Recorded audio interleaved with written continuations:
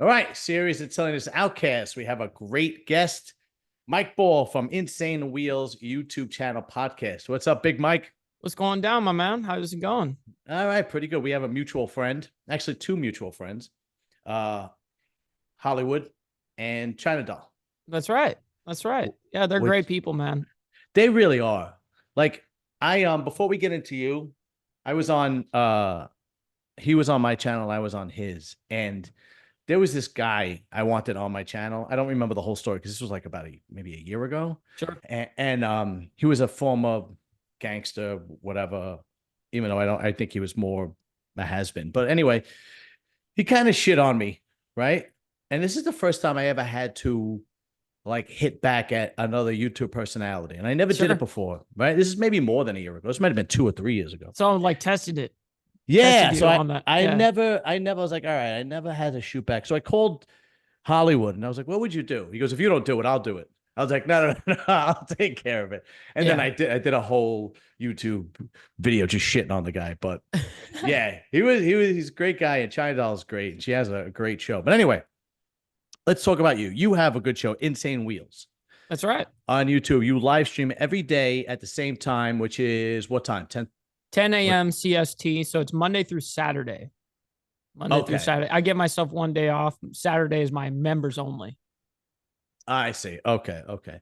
And the topics that you normally cover is MC, motorcycle life, bikes. Get into the topics that you know. Do you cover everything motorcycle related, or just basically maybe just the I MC? cover I cover anything biker news related. I also cover much more than just that. Of course, I do biker news, but I talk world news, geopolitics. That's what I'm like really like known for is the reporting of biker news, world news, and geopolitics. What does best on your channel? Honestly, world news does fantastic in politics. Really? Yeah, I mean, especially right now, we're living in a time that is just in Please do. politic land, the It's craziest crazy. stuff that's ever happened. It's out of control, Yeah, crazy. But well, yeah, before we get into that, because we're definitely going to get into that, um, your YouTube channel. Tell us how you started and why you started it. yeah, man. So, I originally started on a platform called Justin.tv, which is now Twitch bottom. Oh And wow. so I started then because YouTube didn't have a live streaming option back then. You know, YouTube Live has only been around for like 6 years, I want to say, something like that. And so I started on Justin.tv and I was streaming over there for 8 hours a day. Same thing on Twitch, was doing 8 hours a day. Damn. Yeah, I did 8 p.m. to 4 a.m. every single day that I was off of work. I was crazy. Holy shit. Yeah, it was no joke. Having not only a full time job, career, mind you, having a full time girlfriend, fiance at the time, Forget it. yeah, it was crazy. It was crazy. So, but then I went over to Twitch, and I was there for a handful of years. I think it was like there for like 5 or 6 years, and then I finally made the transfer over to YouTube. Ironic enough, because of Hollywood. Oh, okay. So with Hollywood, I started a show with him called the Beat Can Podcast. And it's basically bikers exploring everything they can or anything they can. Okay. So that's what Beat Can stood for. And so we did that. It was me, China Doll, Hollywood, and Danny D'Lo. And it Yeah, I've was had us Danny four. D'Lo on before. He's great. Yeah. So that's where we all kind of started with like the show idea of like this podcast of the four of us. Then me and Hollywood broke off from there once he kind of had to break off as well. I broke off with him to do just interviews. And so doing the interviews, it was actually, I think, a little bit of me and him kind of collaborating, doing interviews in the beginning and then doing the beat can and then going back to interviews. So that was like where it was really big for me was doing the YouTube interview stuff. I was sitting Mm. there interviewing everybody. Well, now what happened is I was going to create my own YouTube channel to like start doing this for me now because I was Right. always on their shows. Yeah. I don't have my own channel because I had put all my time into other platforms. Right. So Hollywood looks at me and he goes, you know what, dude, for you working your tail off on what you do here, and you know what I mean, you've always been selfless with it. I'm just gonna give you my backup channel. And so he gave, Really? and it was already a monetized YouTube channel. Like it was already, Wow. yeah, dude, like totally skip the beat, and Yeah. basically go straight to collect your $200, right? And Why, so, why is it that the people that help you out the most are the people that have in their life have hit rock bottom? And what I yep, mean by that is, I mean, I don't know Hollywood's past, but I know he was been a biker for years. But the people that have gone out of their way to help me have been federally indicted, federally convicted, you know, did yep, time for, the guys like Hollywood, Danny D'Lo, Mooch. sure, Mooch hooked me up with the guy whose father was in the breed. I just interviewed him. Then on the mafia side, Larry Mazza, John Elite, these guys kind of went out. Rita Gigante, these people went out of their way for me. right. But you're run of the mill regular person. They just No, you're right. You're right. It's almost like, yeah, we see that you've been injured and we've been injured too. So we're gonna like, take you under our wing, kind of thing. I don't know, man. It's amazing how that works, yeah. and it happens a lot in the bike culture for sure too. Yeah, You know, I think the bike culture is there's some of like a unspoken brotherhood, if you will. totally, You know, totally. but so speaking of bike culture, so that's how you got your start. You go on every day now at 10 a.m. That's right. It's Insane Wheels. So you were on today. Today is Tuesday because this won't air probably till Friday. But today is Tuesday. What did you talk about this morning when you went on? New information that came out regarding the Trump shooter, the assassination attempt. Was it the text message? No, that was something that until the FBI confirms that, I don't know if the FBI has confirmed any of that yet, but what I did confirm was not only, it being a bullet, not a shard or whatever that BS was, but also new information about how the shooter, why he got pressured into shooting at that time that he actually did. There's an Mhm. actual reason for it. He got spotted, and there was an officer that went to go confront him on the Mhm. roof, and as he was up there about to pull himself up, the shooter turns around and points the gun at the officer. He falls down onto the ground and then is unable to move, and he's spotted, and literally seconds after that little confrontation happened and got Mm. spotted, he started shooting those 3 shots. Ah, Yeah, okay. so it was So like he got it was pressured, yeah, so it was a it was a stressful situation. It was like, oh my God, yes, I the gotta do it. adrenaline They saw probably me. I gotta, yeah, yeah, yep, 100%. So there was yeah, like little nuances, stuff like that, anytime something like this is happening and I'm reporting on a case or whatever the story is, I will always make sure that the public and my audience gets the correct information from me all right. at all times, always. I S- don't make it s- just paint a certain way. Yeah, no, you do a better job than most I appreciate that. I mainstream media That's what I journalists. try to be, is the mainstream media pushback, legitimately, because that's Yeah, where I got demonetized, was because of the mainstream media. So I know. you're wasting your time if you're watching mainstream media news. You really are. Yep. If you're watching CBS, NBC, if you're watching, you're wasting your time because Yep. they literally lie right to you. Yeah. And the latest lie is that Kamala Harris was not the border czar. Yeah.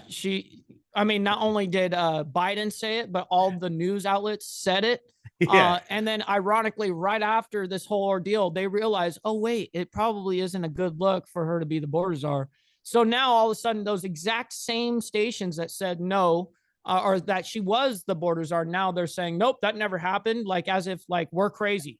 Yeah, it's Yeah. unbelievable. And that's good. Biden did it himself. I mean, his own words are actually Yeah. quoted of Yeah. him giving the job to her. Yeah. Yeah. Yeah. Crazy. That's going on a lot lately where you see something, it's obvious, and then they tell you, no, that didn't happen. Yep. Right? It's yeah, I mean, we saw it with Kamala Harris, what you just mentioned, and we saw it with the Olympics when it's like, no, that wasn't the Last Supper. That wasn't a depiction of the Last Supper. Right. Yeah, no, yeah, it was. It was. Yeah. And Instagram now is, I mean, saying that that photo of Trump that USA posted, this is one of the main Instagram blogs for United States. They post up the picture of Trump, that infamous, or not, Right. actually famous and not infamous, but whatever. Him holding his fist out Iconic, yeah. and yeah, it's iconic. That's the word. Right. And so Instagram labeled that, and Meta labeled that photo as the fact checker popped up. Remember those whole old things Oh yeah. from 2020 about like COVID misinformation, all this Yes. crap. And well, now they did it and said that that picture is fake and it's been altered. And I'm sitting there going, hold on, the USA posted this. This isn't some meme page. This isn't some kid like me or whatever. Like, this is actually a real, like, actual blog, Yeah. you know. And now they're saying that the original picture is fake. It's unbelievable. There's obviously people behind the scenes that are controlling the strings. It's just it goes without saying. All right, I don't want to get too far into world news yet Right. because I really want to concentrate on you because Sure. you've been in the biker life for a very long time. Yep. How long?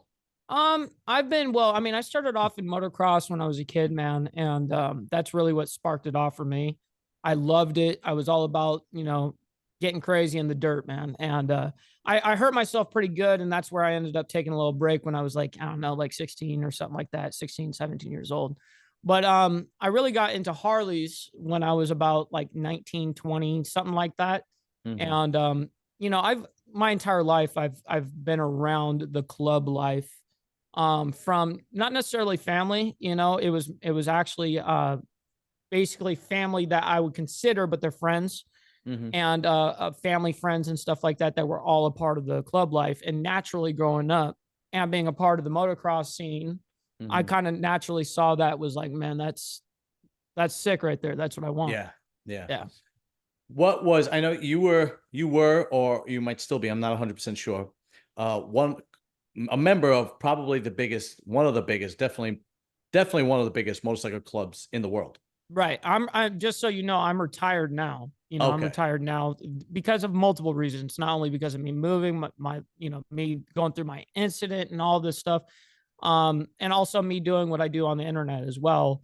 It makes it a lot easier being that way. So I don't have to deal with a whole bunch of internal politics all the time. Right. So what's the Yeah. name of the club so everybody knows? Insanos MC. And And they're it out of was Brazil. They're out of Brazil, headquartered out of there. And they actually have like I can't remember if it's like 250 or 350 clubhouses or something like that in just Brazil alone. Mhm. Like they have a lot of people, a huge amount of membership there. It's actually unreal.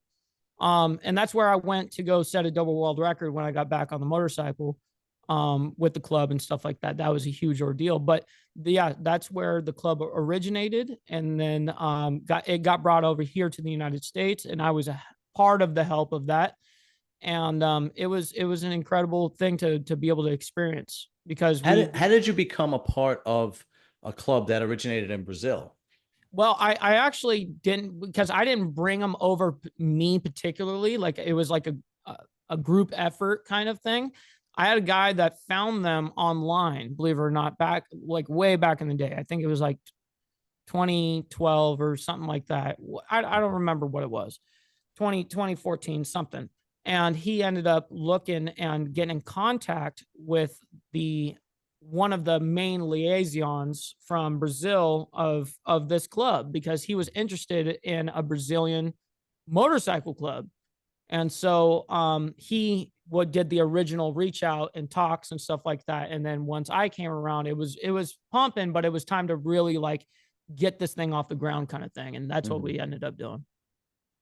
What's funny is when you think of Brazil, you don't think of motorcycle clubs. You think of girls with big asses. That's what you No think of. kidding. No kidding. I mean, when I was there, dude, tell the motorcycle clubs that, man, they are crazy down there too. I mean, they look up to us too, which is crazy. Like, all these different countries, they all look up to the United States. Like, Yeah. when they heard people were coming from California, you know, where the shit started, Right. Yeah. you Yeah. know, Yeah. Yeah. like they were like, whoa, you know, Yeah. like it was a huge ordeal to them. Yeah. Well, we are number one. I We mean, are number one. it's Well, I it's mean, a we started it. yeah. So, I I'm mean, not even. I mean, just in general, we're in number one. general, I agree with that Yeah. sentiment. Yeah. I've been to like it's official because I've been to like 3 countries.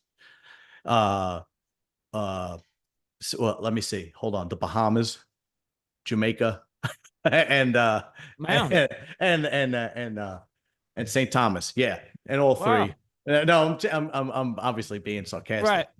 but they hate it when you tell them that America's number one. Like, No, most people like well, when I've been in a swimmer pool in the you can get Bahamas at an they'll all-inclusive tell resort, you.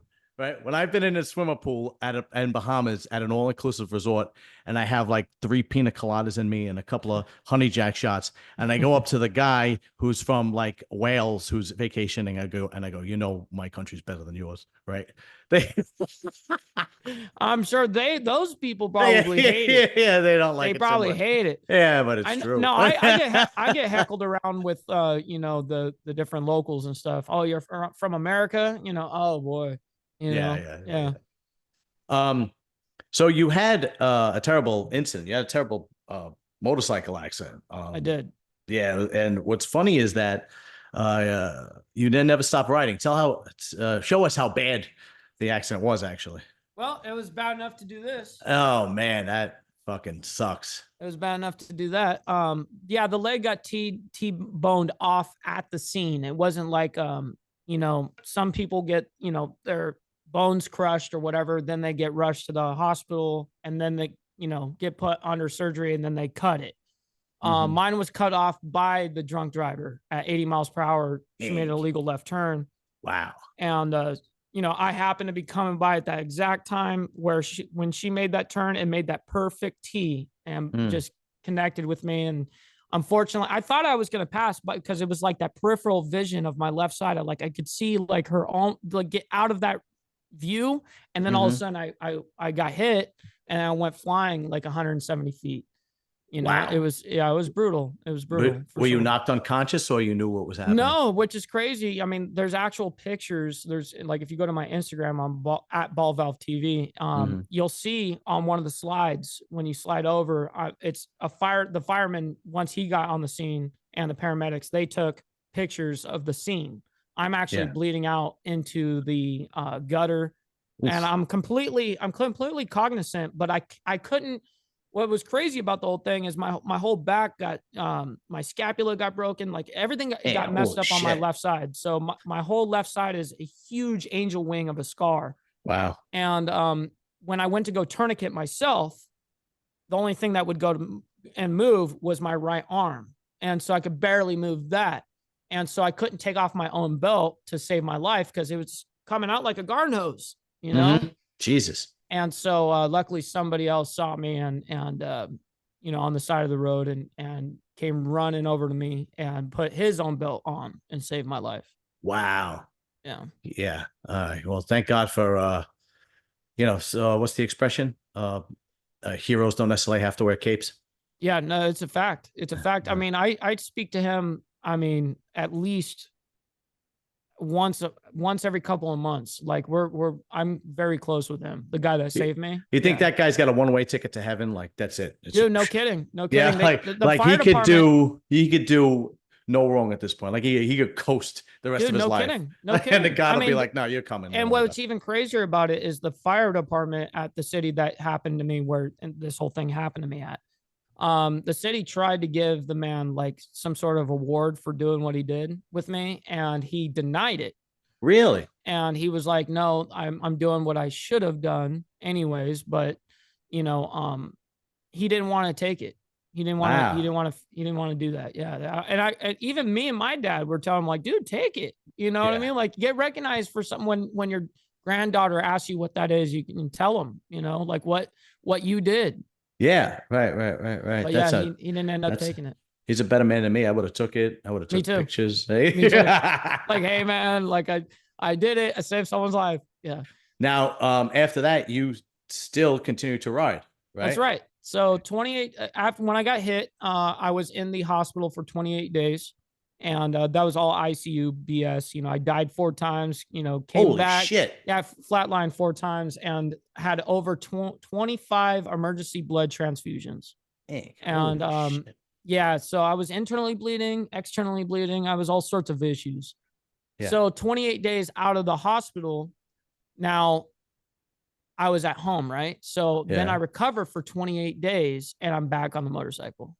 Yeah, there you go. So it was a double 28 and 28. Now, was your motorcycle wrecked and you had to get a new one? Or? Now, luckily I had a second one.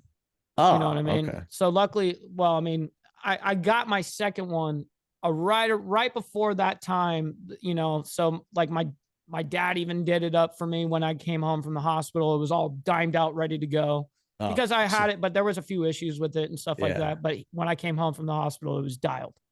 you got a good dad, that's for sure. Yeah, man. Yeah. Nobody was chirping in your ear saying you shouldn't be riding anymore. Everybody, You're crazy. everybody, Oh, okay. including my parents, of course. I mean, who wouldn't? Right. You know, Yeah. I mean, he didn't want to see me get back on. You know, Yeah. my family could be totally fine without me getting on a motorcycle for the rest of my life. Right.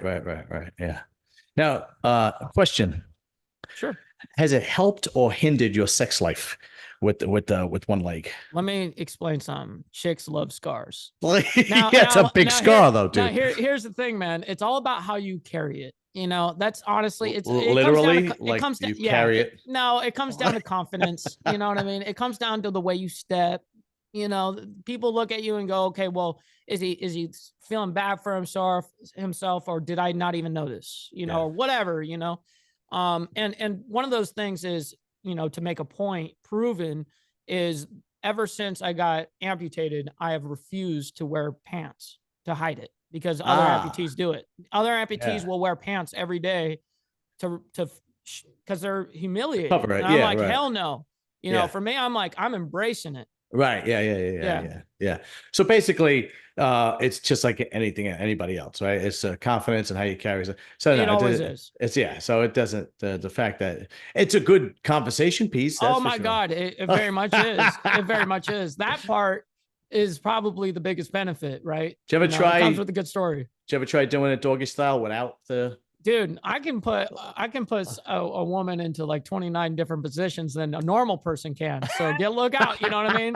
Yeah, I got some positions I can put you in. I can imagine it could be pretty fun. Yeah. Oh shit. I'm not flexible though, but hey man, me neither. I can get down in different ways, you know. I'm not flexible and I'm old. I'm 48. So hey man, I get it. I can't even touch my toes, you know. I mean, I only got a few toes anyways, right? I only got 5 left, but hey, still walking. The MC world. Mm-hmm. You've been around. Is that the one and only club you were in? Yes. Now I hung around a couple of other clubs, you know, as official hang around. Okay. But I only joined one organization. Okay. Now, we're gonna ask you some questions about the biker world. Okay. Sure. I've had plenty of guys on from 1% bikers, and then I've recently had somebody who wrote a book about the Pagans, and he gives a different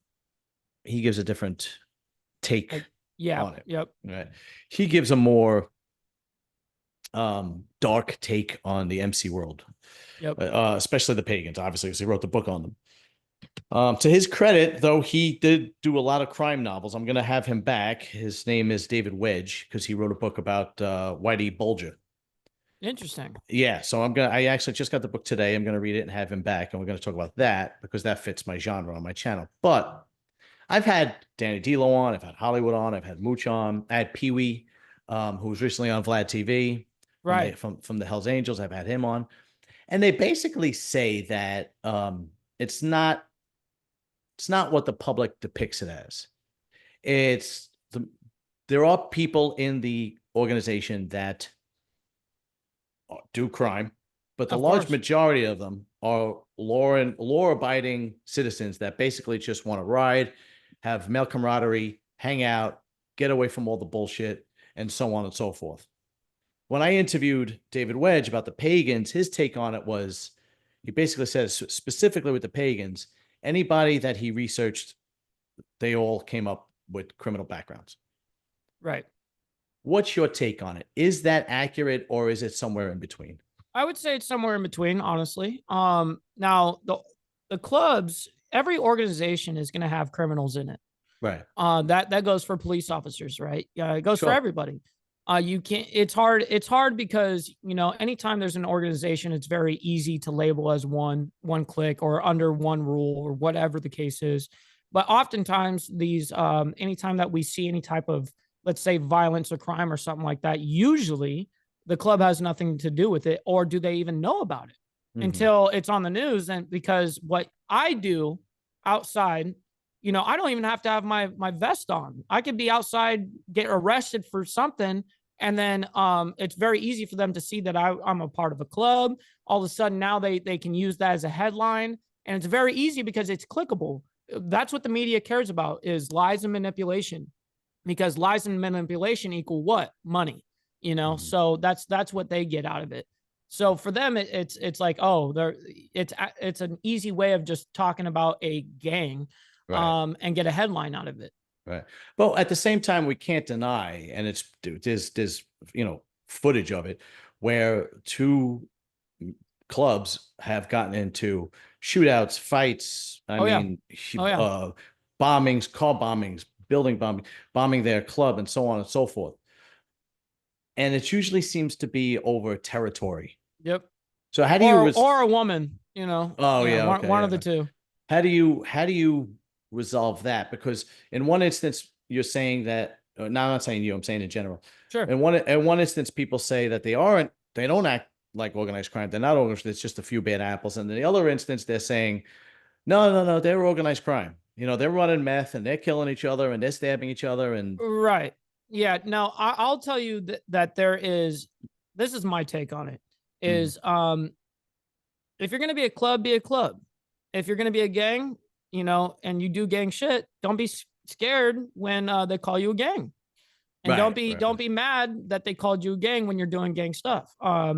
So I don't make excuses for any of these clubs that are on the street or anything that happens on the street at all. I can try to, as my best, to understand the situation as best as possible, and then assess, hey, was this the right decision or not? And most of the time, if it's in the news, it was not a good move, right? But there are times that even they report on something to make it look crazy, but realistically it wasn't, and then I disprove that all the time. So that happens too. But I will say that there are more organizations, different organizations. There are some that are more spotlighted and kind of focused on the mainstream media. Some for valid reasons, some for not. And like I said, I'm not going to make excuses for what happens on the street, because what does happen out there is, it's unfortunate, right? People are dying over something that should just be a passion. right. But yeah, there's violence, unfortunately, and there's not much I can personally do about that, other than recognize the good and the bad. Okay. No, actually that's very fair. It really is, Right. especially a person coming from a Like actually journalist, if you will, actively in and it, was actively in it. and then on top of that, actually trying to my absolute best to be unbiased and be an actual reporter that the audience can always depend on and rely on. Okay. Hard to do, though. Can I ask you about patches? Sure. Okay. I had Danny D'Lo on the first time. Great guest, great guy. There were certain patches that I brought up to him, and he would say, "Pass, don't want to talk about it." And of course, I respected it. Sure. So you could do the same thing if you'd like. Yeah. Okay. Because all respect, anybody who comes on my channel, I give the most respect. I appreciate that. Obviously, they have the 1% patch, and people say that the old wives' tale is that the club, the Outlaws, were the original ones that used that patch. Is that accurate? I honestly don't know that to be the truth. What I do know is that Sonny Barger was actually a part of the help of the making of the 1% diamond. So I don't know if it was the Hells Angels. I don't know who it necessarily was, but I do know that Sonny Barger was a huge part of it. Okay. So the 1% patch, why don't you just explain what that is? Just sure. pretend like nobody knows anything about motorcycles. So in the motorcycle club world, you have a 1% or a 1%er patch, and they're not the same. They kind of look the same, except one has a little tiny ER at the end of it. That's right. So the thing is you've got a 1% club where the second you patch in, everyone is a diamond. Everyone is a 1%. That is a 1% club. So that just has 1%. Gotcha. And then if they're in a 1%er club, that means that once they get fully patched, they don't have to wear the diamond. They haven't earned their diamond yet. You know what I mean? So there are some organizations that give them, you earned your diamond the second you got patched in. And Mm-hmm. then certain points, they're like other clubs that go, hey, you don't have to show that level of commitment yet. Just show us that you're willing to get it down as part of the, brotherhood and whatnot. And then you can decide if you want to bump up from there. I see. I see. Right. What clubs do you know of that will give you the patch immediately, the 1% patch once you've done prospecting? And what clubs you have to earn it even after prospecting? Sure. There's clubs like, for instance, let's say the Outlaws, Mongols, uh, Hell's Angels. Those are 1% clubs. Now there's 1%ers across all over the place. There are certain clubs that have only a small group of them and some a big group. I'll give an example of like the Thug Riders MC, who's actually been recently in the news, and I've been reporting on it. But for instance, their 1% patch is a one that you earn after you've been in the organization and patched in. Okay. Yeah. And so that's 1% of the motorcycle club law abiding society. Right. 1% of them are not law abiding. They say they're outlaws, so they embrace the culture of being a 1%er. Right. Is there more respect when you have that patch that says 1% with the ER? Either way, I think both of them are looked at pretty much the same. And I would even say that the majority of guys in the club world wouldn't even necessarily know the little nuance of what I just told you. I think unless they're in those clubs, I don't really think they pay attention to that level. Yeah. What kind of things would you think like would they have to do in order to earn that after being a full patch member? What kind of things they have to do? Yeah. Oh, well, I mean, for instance, a lot of these clubs, they don't do what the old school thing. Like, oh, you gotta like, here's a pistol, here, go do this job and go grab this and it's not pick the up that 80s blanket. anymore. Yeah, that doesn't happen. I mean, it does to a very small extent, but on the grand scale, no, man. It's just a matter of showing that you're dedicated to the cause. So could it be something like time in the club? Like, Yeah. oh, after 2 years, you can get your patch or something to that effect. And the showing club that you're a decides, loyal, faithful member or something. Yeah, the club will decide like where you stand in that regard. You know what I mean? Okay. For sure. They'll do the votes or whatever the case is. Yeah. But right. it's mainly time and just loyalty that you're not going to go somewhere else. That you're showing the love to this nation and this nation only. Okay. The 3 patch on the back. Mm-hmm. From what I understand, when you have 3 patches, or bottom rocker, top rocker, and your center patch, that is strictly for MC clubs. Yes. Okay. It would be a strict MC thing, and some would argue that is a strict outlaw MC club thing. Okay. You know what I mean? That's the way it was created. Very much not the way it is now. 3-piece clubs are all around that are family clubs, mom and pop clubs, whatever the case is. Traditional MCs that are 3 pieces now. Some of the most hardcore, for instance, you've got the Vagos, who's a 1-piece setup, they don't necessarily need to have 3 pieces. Right. But yeah, there are some nuances there with different clubs and stuff like that. But it did start off as an outlaw thing though, but now it's kind of widely used ever since Sons of Anarchy, really. Okay. Yeah, it kind of glamorized that. Yeah. So Sons of Anarchy is kind of like the Goodfellas for the bikers. Totally. Yeah, it is. And I think you know that. Yeah, I think you know that. Yeah. Yeah. People really wanted to be bikers after that show, and I'll be the first to. I wasn't a fan. I know. Yeah. I know. Well, it's just true influence. Whether let's say it works and gets you into like you want to be a part of this club life or whatever.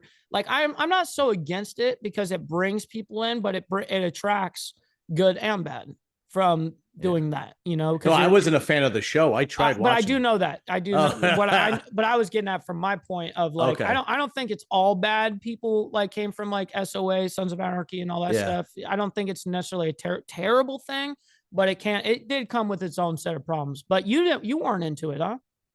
I didn't like the show at all. I just thought it was so over the top. It was. Well, I have to. when I'm watching a show, I need some reality in my fantasy. Yeah, you need a If little bit of reality. if Yeah. it's too much fantasy, I can't do it. So Yep. I'll tell you the scene that killed it for me when I stopped watching it.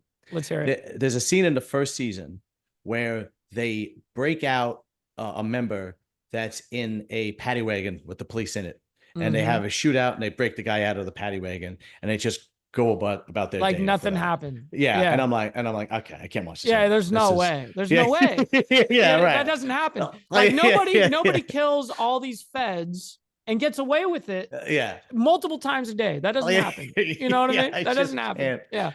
Yeah. It might have been great after that, but I never gave it a chance after that. No, I get that. I get that. It was like that all the way through. All Okay. 7 seasons When or it's whatever. so over the top, I just can't get it. When shows are like The Sopranos was a little bit over the top, Yes. but they made it as real as possible. They put a lot of time, and coming from being Italian from the East Coast, from New York, now living in Jersey, they put a lot of time and effort into the little details Yes. that only somebody like myself would know. Yes, and that's the point when we're doing movies and stuff, why you need to have someone from that life Right. in that, that's directing or being a part and saying, look, we need to have this here because this is what we do in the club life. We have stuff like this, we have this little piece, we have this, on our vest, we do it this way. Yeah, you need to have those guys. And it seems like, even though there were advisors on SOA, it seems like that it really didn't come through. There's certain like Biker Boys, for instance. Black Dragon was the guy that I do another show with. He did a movie back in the early 2000s that was very successful, wildly successful. But he was an advisor, and he was the guy that set everything up. Like every scene had certain things in the background or whatever the case was that the life actually had. And the movie directors aren't going to know that stuff. Yeah. No, you're 100% right. And that's why I think Sopranos and Breaking Bad was very accurate too. Yes. And unfortunately, and people tend to really love the over the top stuff. Well, for some reason, I just can't do it because people say things all the time. You got to watch the show. It's great. And I'm like, I try it. I'm like, it's too over the top. I can't do it. Yep. Anyway, back to the patches. 13. This is the one Danny D'Lo would not answer. He's like, I'd rather not talk about that one. I said, okay, fine. I've heard 13 is you are part of the mother chapter. I've heard 13 is more about a drug thing. What is the number 13? So where it originally stemmed from was the 13th letter in the alphabet stood for M. And, that was for methamphetamine back then. So now here's the thing. Now, a lot of clubs now that rock the 13 don't necessarily mean it that way whatsoever. A lot of clubs now have different traditions. Let's say, hey, all the guys from Mother chapter have a 13 diamond on, for instance. Like, there are these nuances that happen, but that was why that happened, why it started. Okay. Okay. And then it morphed into what it is today. Yeah. Okay. Some bikers I see have Nomads. Yep. What exactly does that mean? No mailing address. That's what that means. So that means that you are not a part of any chapter or anything like that. You are to a nomadic chapter, and you don't answer to usually to like other presidents and other stuff like that you normally would.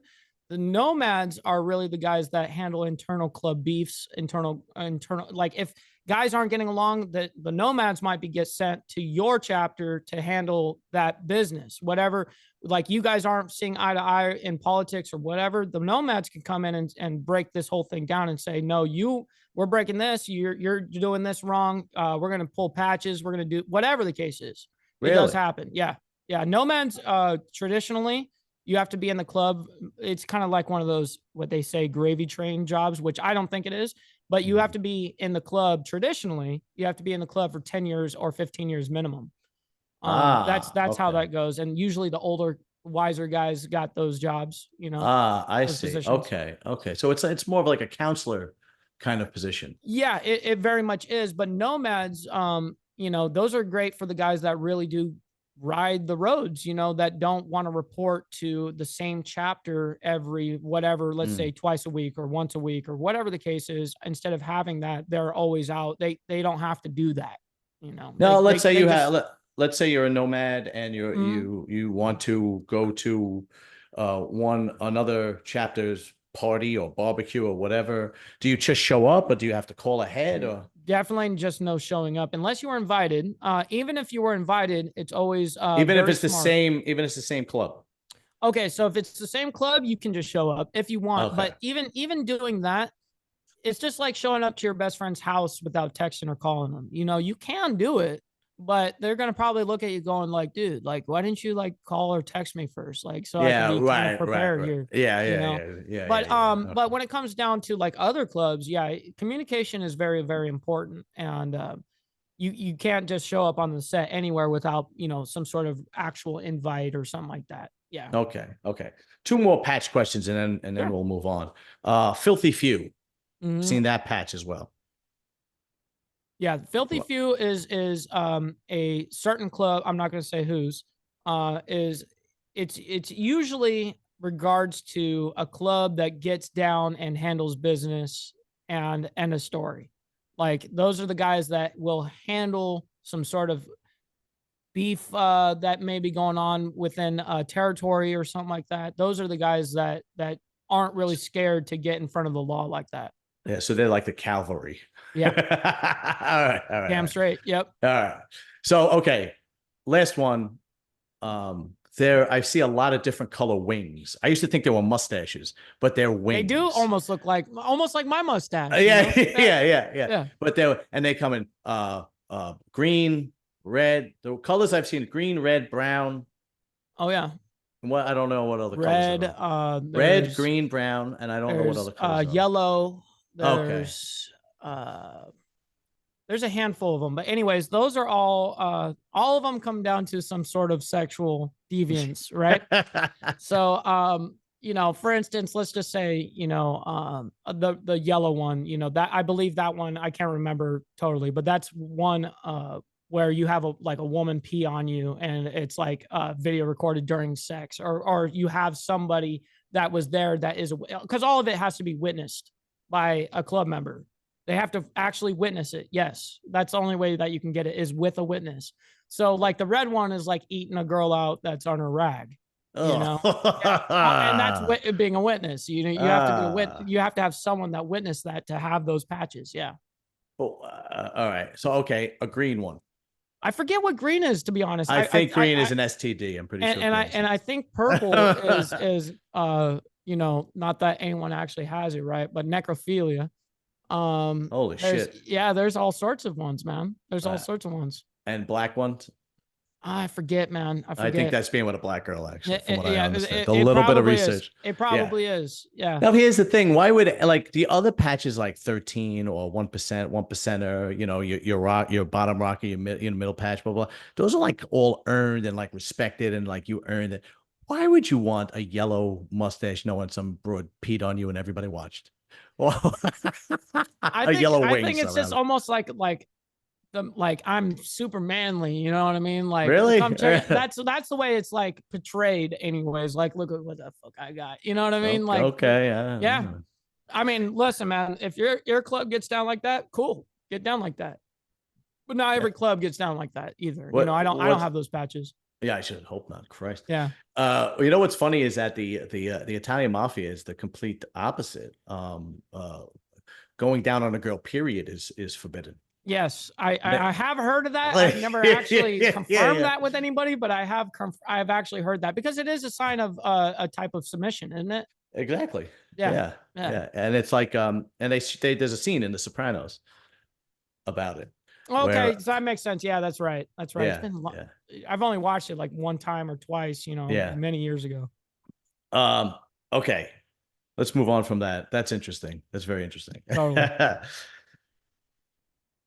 You did a show where you said, I believe it was recently, was it a couple of days ago about the Bandidos and they had gotten arrested? Oh yeah, that was last week, I believe, like the end of last week. And has any other information come out about that? Because I watched the one you did, and it was just basically like 2 sentences. It was, and I had only even put it out only because I wanted the general public just to know it happened. You know what I mean? Because it was reported in the mainstream media, even though it was only 2 little sentences.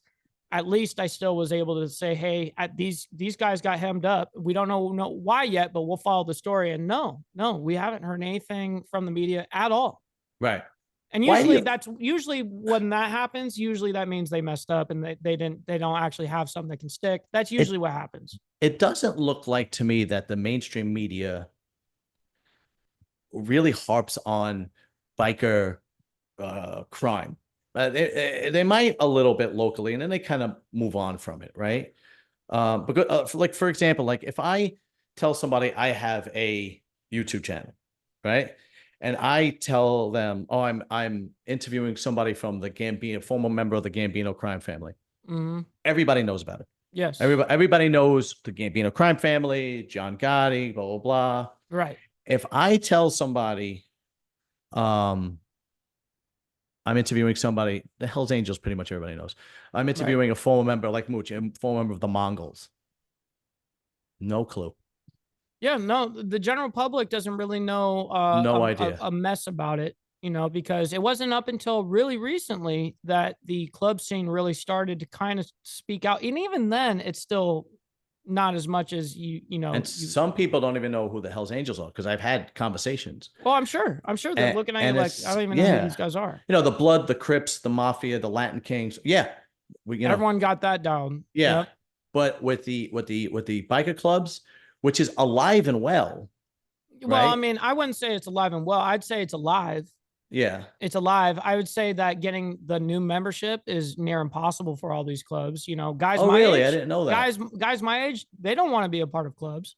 There's a reason why all these guys that keep getting hemmed up, busted, all this stuff, they're 45, 50, 55, in that range. You never see these young cats like 25, 23. You don't see why that. is that? Why Because you would think in today's day and age where masculinity is on the decline and there is a hunger for it, you see it because you could see who watches these certain YouTube channels when you watch guys like Andrew Tate or you watch Joe Rogan or you watch you go down the list and it's always young guys that are really, and even their young men are becoming more and more conservative.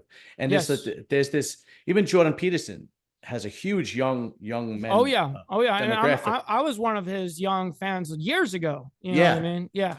And you would think that a group of kids that lacks masculine guidance, this would gravitate to them because there's nothing more manly than working on a motorcycle, getting dirty, hanging out with the boys, drinking, chasing girls. But no, they see it as a lot of these kids go kind of almost like that independent mindset, like not meaning independent like working your job or whatever, just like in the sense of they don't necessarily see value in like being able to conquer the world with a crew of people, because the thing is, the only way that you're going to navigate this way, that way, and successfully is with a crew of guys. You're not going to do that by yourself. You can't conquer the world by yourself. And so, but a lot of these kids have that mentality where I can conquer everything by myself. I don't need nobody. I don't need to listen to nobody. I didn't listen to my mom and dad. Why would I listen to you guys? Well, I don't listen to law. Why would I listen to you guys? And so there's a lot of that happens in the culture. And so the younger crew, a lot of the guys don't even want to get Harleys. They want to get like cheaper, Japanese bikes because they're a lot cheaper. Well, they go fast, they go faster, stuff like that. So the kids are like more into that kind of culture, independent biker kind of culture. They don't see like a big value in a big brotherhood. You know what's funny? That it's literally the decline of masculinity, because it really is, because every masculine man has a crew, has friends. Something, right? Whether it's from the military or from college when you're at a fraternity, or a bike club, or even like my father, he would have been 89 years old, played cards 3 times a week. Right. With his friends. They just had that camaraderie. They did it together. And if you don't have that, male, how are you going to learn what it is to be masculine if you don't? I give you an example. This was great. When I interviewed Pee Wee, and I thought this was great. I had asked him, the difference between the small club he originally was a part of and then the Hells Angels. And he told me that the Hells Angels was real man shit. So I said, what do you mean by that? He said, like, for example, if you have a beef with an angel, like, he goes, my old club I was with, if I had a beef with somebody in the same club, in the same chapter, you could bring it to the president and the president would resolve it. Right. And the angels, if I had a beef with somebody, I would bring it to the president and he would say, what do you want me to do about it? Go handle it yourself. Yes. Which is exactly what your father is supposed to do for you, right? Yes. If you get into a fight at school and you tell dad, your dad goes, go beat him up. Right. Well, what are you doing talking to me? Right. So he was explaining that there's this rule that you can, if you ever be like, if somebody owes you money, he's not paying you, Yep. you can fight it out. Absolutely. I mean, you can, usually it's settled at the table. This is what I often say, what the difference is between clubs and gangs is we have a table. The table is supposed to be used at all times. And this includes something like this, where you could, go to the table and have an argument. And usually, you have like the sergeant of arms or the president or both that are there, witnessing, the goes back and forth and stuff like that. And they'll try to settle it as best as they can.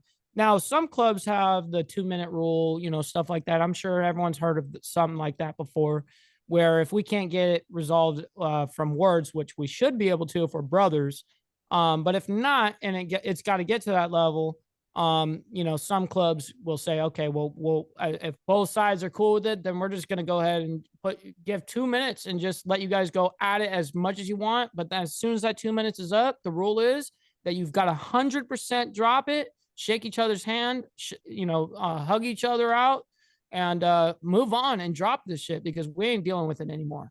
Which is exactly what a man does, right? Right. I mean, that's what we do. If you think about it, how many times have you got into a fight as a kid and that guy became your best friend?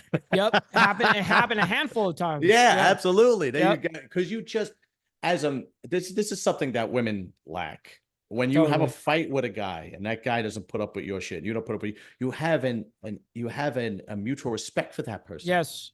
Yeah, women don't do that. Women hate each other for life. That's it. Yeah, no, that's right. And then it's drama. It's unbelievable. Totally. Okay. There's one thing that I wanted to ask you, but I wanted your opinion on. I sent you the article. And then because I know it's already 9:30, so I don't want to take up any more of your time, but I sent you the article. And I don't understand why they would do this.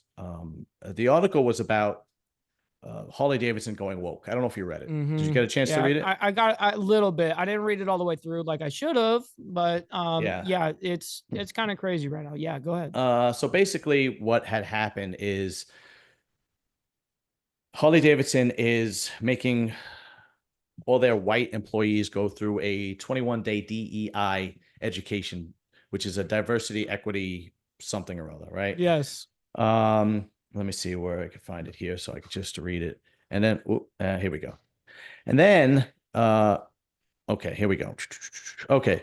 Diversity, equity, and inclusion initiatives with a conservative online influencer. And so this conservative online influencer, Robbie Starbuck, basically called out Harley Davidson and going total woke by hosting a LGBTQ boot camp in its offices, sponsoring pride events and subjecting white employees to DEI indoctrination. Okay. So apparently in this article, they tried this with John Deere and Tractor Supply, and both companies backed away from the DEI and the woke agenda immediately. I'm sure they would. Yeah. And then it goes on to say that the CEO, who is German-born, of Harley Davidson, Shoshen Saik. I can't pronounce his name. I don't know. Shoshen, whatever. I can't pronounce his name. I'm not German. Openly supports the Equality Act, which would allow men become girls. Let's see what else it says. In a 10-minute video, LGBT. Okay, here it is. Starbuck noted that the Harley Davidson is a platinum founding member of the LGBT Chamber of Commerce in Wisconsin, which opposed banning transgender sex changes for children. Starbuck posted an advertisement in which the company touted the fact that it was all in on diversity and inclusion. Uses his millions to change. The CEO uses his platform to change his opinion on climate change, their opinion on climate change. a boot camp in the office of Wisconsin. It also sponsored an LGBTQ event that offered a rage room. And right next to the Jesus. rage room, so rage basically means like if you are becoming emotional, you could go in there and scream your head off. And then right next to the rage room, there was drag queen story time for children. Unreal. And then he also said by 2030, he hopes to have all Harley Davidson motorcycles be electric. Oh man. Yeah. Oh And man. so it goes on and on and on and on. Now, here's the thing. Here's what I don't understand. You would think these people would learn from the Bud Light incident. I was just about to use that incident. Why Mm-hmm. do you think, especially, I mean, those three companies, Tractor Supply, John Deere, Harley Davidson, why would they go against their core consumer? Why? I think that it's kind of like one of those corporate greed moves, to be all inclusive, to get more sales, because everything to Harley Davidson is money. It's all about the dollar. It's all about numbers to them. They gave up a long time ago about caring in the dealership, like, and all of that kind of stuff. Anything to do with like buying a motorcycle. Now it's all about making as much money as they possibly can. I think that this is probably just like a move that Bud Light did that we saw in the past and how that worked out, to be more inclusive and to get, more people looking at them. Like, I don't know why they would think that that is a smart idea, market wise, business. I mean, in every sort of wise, I don't know how they could possibly think that is a smart move. I think this is a self-destructive move. Absolutely. And it's something that I definitely do not support. 100%. Yeah, I'm 100% with you. And it's not like American riders don't have an option. They Right. can clearly go Indian, which is a great company, Alternative. Right. right? And less expensive. Mm-hmm.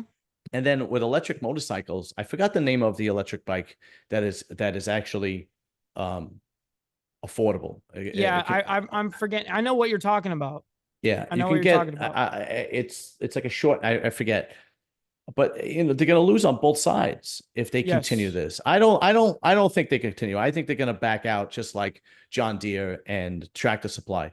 Now here's my opinion on it. I think that there are very, because I think this whole thing with LGBTQ, the Olympics, pushing it in schools, I think it's all one and the same. It is. I think, in my opinion, is I think there are very, very powerful people that are trying to push this agenda across the world. Right. And they basically, okay, Vanguard, State Street, BlackRock are Mm-hmm. three companies, and those three companies are so huge. They own 88% of the stock shares in all of the S&P 500. Yes. And those three CEOs, conspiracy theorists, believe that they are into this transgender ideology, this satanic sexual rituals, and so on and so Right. forth. And they're trying to push it as much as it can. So these people that kind of dangle the carrot in front of these companies, the CEO would be like, listen, if you don't do what we tell you to do, we're going to pull the dollars. And then they try doing it, and then they lose money inevitably, and then they have no choice but to pull back. Yes. That's my opinion, because nothing Right. else makes sense. No, Because you're right. it's not like Bud Light happened 50 years ago and you got to go through the books to figure out what happened. This was a couple of years ago, and you go, okay, Right. look, I mean, the same people that drive tractors are the same people that drink Budweiser are the same people that drive Harley Davidsons. This Yes. is not difficult stuff to figure out, Yes. Yeah, right? no, it's they yeah, I would think, I can't be for certain, but I always say this, follow the money. And BlackRock is a very, very powerful company. I mean, even though they're two separate companies such as Vanguard and BlackRock, BlackRock owns Vanguard, and which is Mm. even crazy about all of that. BlackRock is truly become evil because of the amount of money that it holds and is in control over. I believe it's 10 trillion, right? Well, it's actually, I believe, 70 trillion or something like Jesus. ridiculous. Yeah, it's something ridiculous. Like, it's what they have is insane what they control. But nonetheless, you know, I always say that people that have money like that involve themselves further than, you know, let's say you involve yourself in media with money and stuff like that. Dude, obviously you're buying influence, you know. Right. Anytime that it's for an agenda, well, it's for the money's agenda. Whatever the money's agenda was from that person, that is what the agenda is going to be. It's very But simple. it's past that no at this point. Yes, it is. You know, it's very much past that. You know, it's not any secret that even like Fox News and all that, like that's all funded and paid for by BlackRock and stuff like that, just like all of the liberal news media, just like they are as well.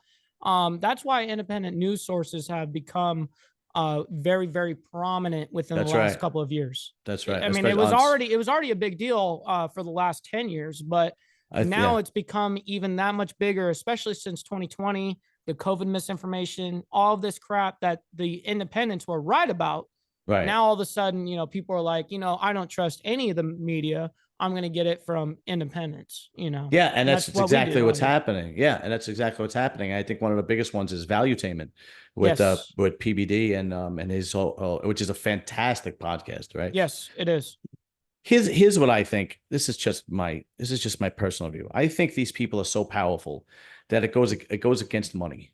So here's what I mean. Uh, well, let's try to. Okay, you always wanted a Harley Davidson, Sure. right?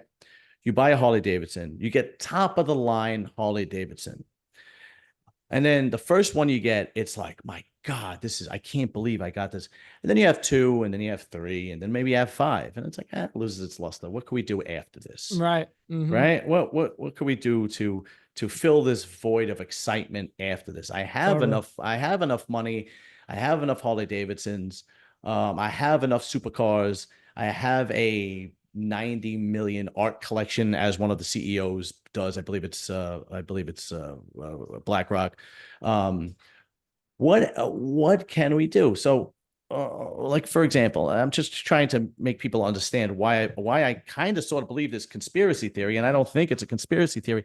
Let's Right. say I have all the money in the world, and I could have sex with all the women in the world, and could buy any car I want, and it's not fulfilling anymore, right? Mm-hmm.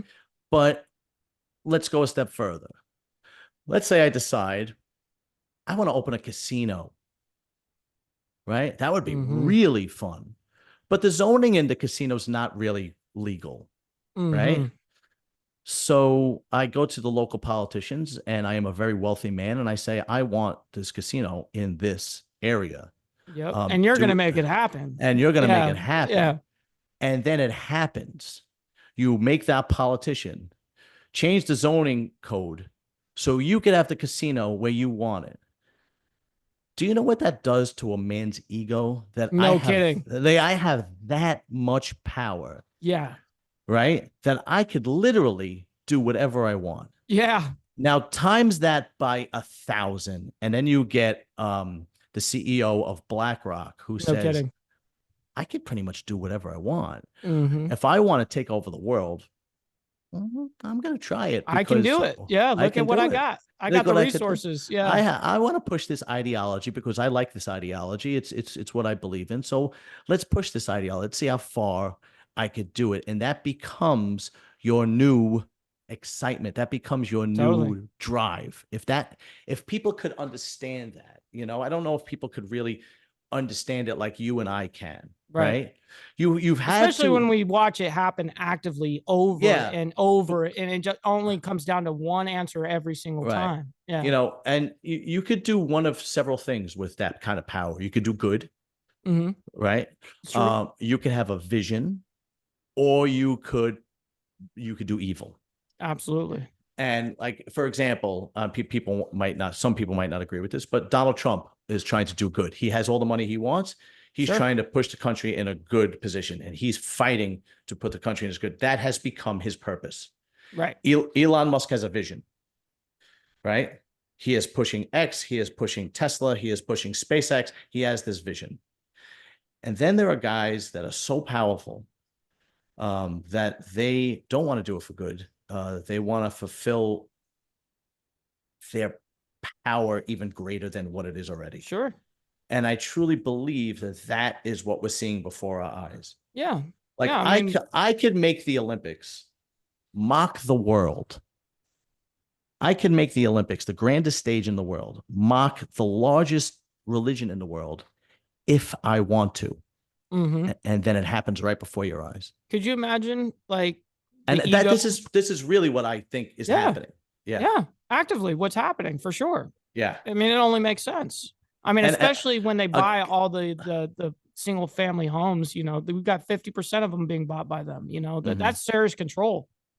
And Yeah. if you want, you guys could go look it up. George Soros actually said he visions himself as a god. Oh, I'm sure. Yeah, I Yeah, believe he's it. actually said that in I an believe interview. it. Yeah. So you have this godlike complex, which means you really think you could do whatever you want, and it's getting to the point where that's what's happening. Yep. And if the And right we're people don't, allowing it. and we're allowing it now, there are people that are putting up a fight: Elon Musk, Donald Sure. Trump, PBD, Dana Those are the White. guys doing it for good, right? Yeah, but the thing is, though, I don't think they have. Uh, if you had to go into a legal, if Donald Trump had to go into a legal battle with the CEO of BlackRock, what's his name? Lynch? Is that his name? I don't Yeah, remember. some like I I don't forget what remember. it is. I mean, he would go bankrupt. It's There not is no even, comparison. there is Right. no comparison. You know, Yeah. he is not, it's nothing. He is a pimple on that guy's ass as far as money is concerned. Dude, you could have $100 billion and that's still a few bucks to Still, yeah, BlackRock.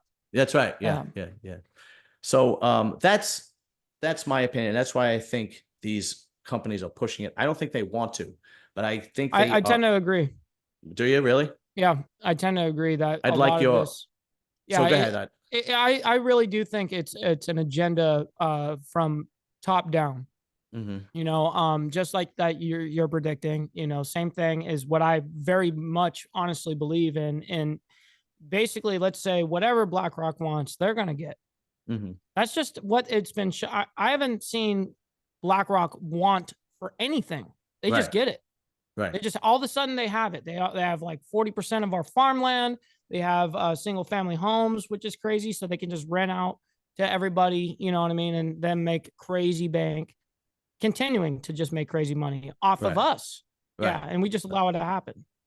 Yeah. And unfortunately, you know, the people that can do something about it, or they meet holy hell.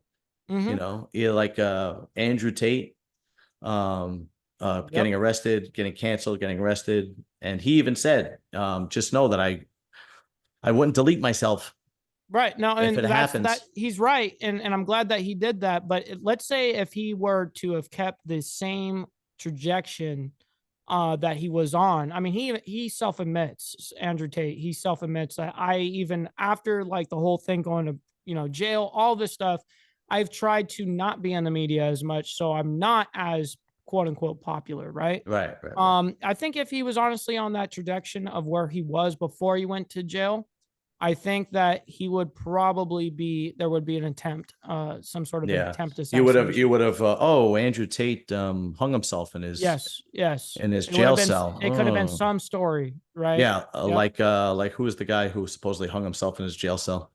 Right, right. That's a very good example. Epstein, right? Yep. Yep. Right. Is that it? Was And his it's last like, name? Is yeah, Epstein? it's like, come on, dude. Like, yeah, right. Like Yeah. Yeah. we don't believe that. You know, the Right. CIA is involved somehow and Yeah. BlackRock is funding it, you know? Yeah. Yeah. Yeah. It's Yeah. unbelievable. Uh-huh. Yeah. Mike, I'm gonna let you go. Listen, man, it has been a pleasure. Insane Wheels on YouTube. That's right.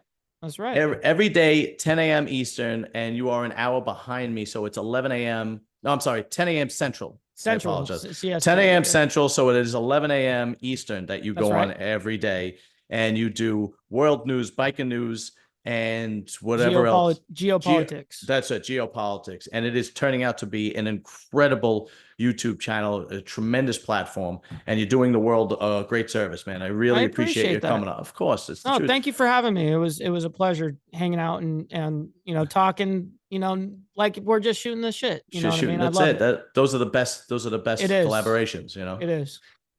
Sir, thank you very much. Much love, much respect. We will be in touch, and I will text you tomorrow. Absolutely. Sounds good, bro. Later, Appreciate brother. it. See ya.